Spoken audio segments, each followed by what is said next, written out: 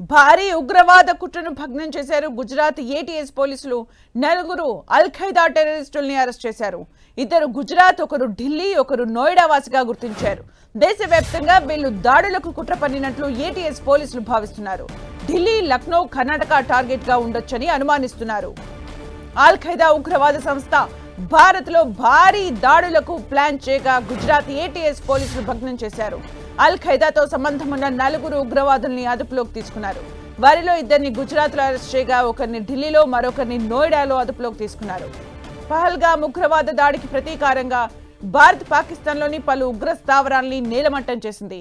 అల్ ఖైదాకు సంబంధించిన ఉగ్రవాద శిబిరాలపై కూడా భారత ఆర్మీ దాడులకు పాల్పడింది. ఆ సంస్థకు చెందిన పలువురు ప్రముఖుల్ని మట్టుబెట్టింది. దాంతో అప్పట్లోనే అల్ ఖైదా భారత్ కు వార్నింగ్ ఇచ్చింది.